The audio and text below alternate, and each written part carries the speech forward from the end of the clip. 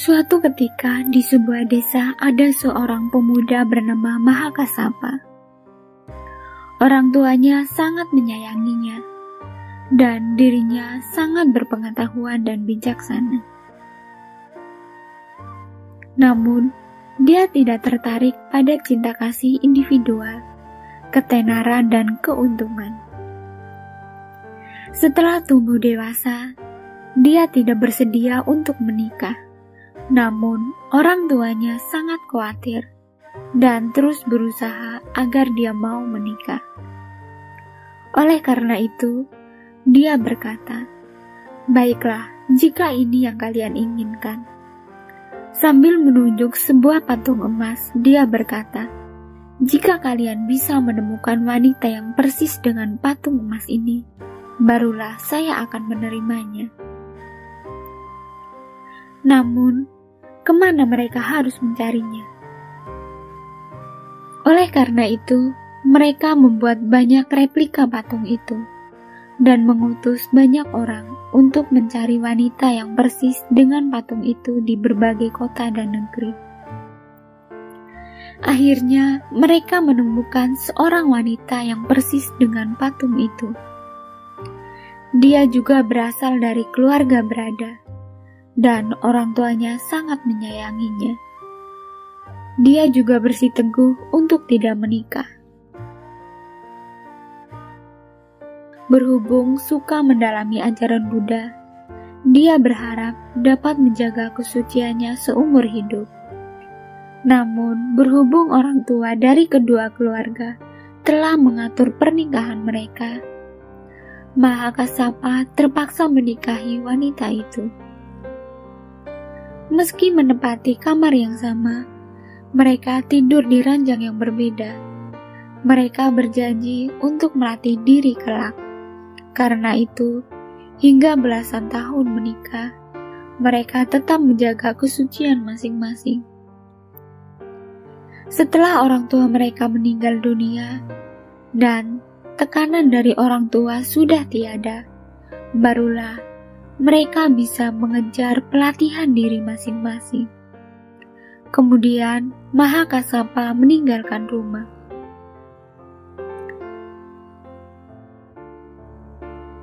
Suatu hari dia pergi ke kota dan melihat bahwa rakyat di sana sangat harmonis. Setiap keluarga berkata bahwa Buddha telah membabarkan Dhamma di sana. Mereka berbagi tentang sukacita dan pemahaman mereka setelah mendengarkan Dhamma.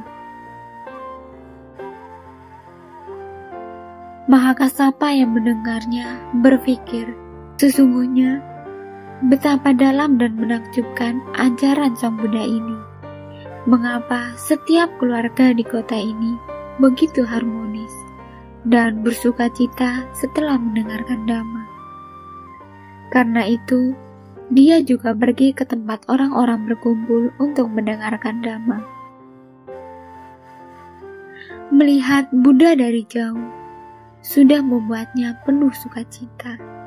Kemudian, dia perlahan-lahan mendekati Buddha dan memohon untuk menjadi murid Sang Buddha. Mahakasapa melatih diri dengan bertapa. Di antara para murid Buddha, Mahakasapa adalah yang pertama melatih diri dengan bertapa.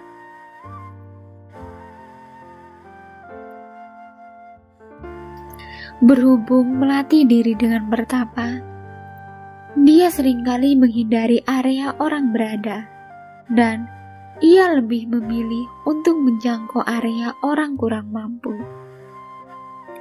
Suatu hari, di daerah pedesaan, ada seorang nenek yang sangat kekurangan. Dia jatuh sakit dan tidak memiliki tempat tinggal, sehingga hanya bisa menggelandang. Suatu hari, dia tidak mendapatkan makanan, sehingga tubuhnya menjadi lemas. Dia juga jatuh sakit. Karena itu, dia terjatuh di belakang sebuah rumah di dalam gang. Kebetulan, pembantu rumah tersebut keluar untuk membuang air cucian beras. Melihat nenek itu, dia kemudian menuangkan sebagian air cucian beras ke dalam mangkuk yang sudah pecah. Nenek itu berpikir, air cucian beras juga dapat menghilangkan rasa lapar dan haus. Saat itu, dia melihat seorang biku yang agung, tetapi berpakaian compang-camping, yaitu Bante Mahakasapa. Bante Mahakasapa terus mendekatinya dari kejauhan. Dengan tubuh yang lemas, nenek itu memandangi Bante Mahakasapa. Bante Mahakasapa berjongkok di samping nenek itu dan berbicara dengannya. Nenek itu kemudian berkata, "Melihat Yang Mulia, saya merasa sangat malu. Saya tidak memiliki apa-apa dan tidak bisa memberikan persembahan." Bante Kasapa lalu berkata, "Rasa malu yang timbul dalam hatimu merupakan pakaian yang paling agung. Dengan adanya niat untuk berdana, Anda sudah sangat kaya." Nenek itu kemudian berkata, "Saya sungguh tidak memiliki apapun yang bisa dipersembahkan.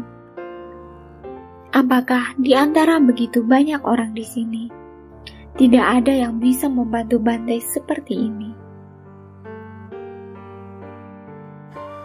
Bante Mahakasapa berkata, "Ada, tetapi Anda lebih membutuhkan kesempatan untuk menciptakan berkah."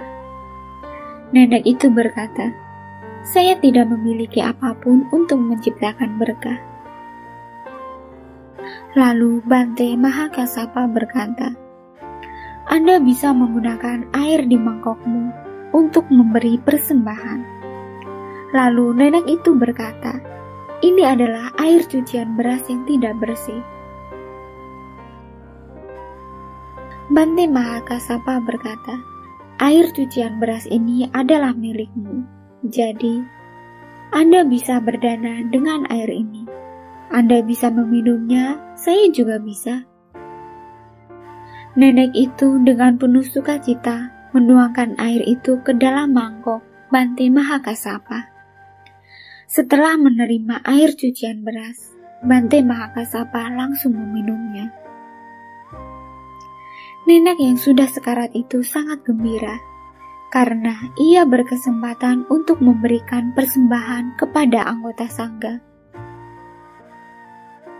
Kemudian dia meninggal dunia dengan senyuman di wajahnya. Setelah meninggal dunia, nenek itu terlahir di alam bahagia, menjadi dewi yang sangat cantik. Dewi ini merasa heran, mengapa dirinya bisa menjadi makhluk surgawi. Dia lalu teringat bahwa dirinya memberikan persembahan kepada Bante Mahakasapa. Dia merasa bahwa dia harus mengungkapkan rasa syukurnya. Suatu hari, saat Bante Mahakasapa berada di sebuah pemakaman, Dewi itu menaburkan bunga surgawi sebagai wujud persembahan. Ini adalah kisah Bante Mahakasapa yang membimbing nenek miskin.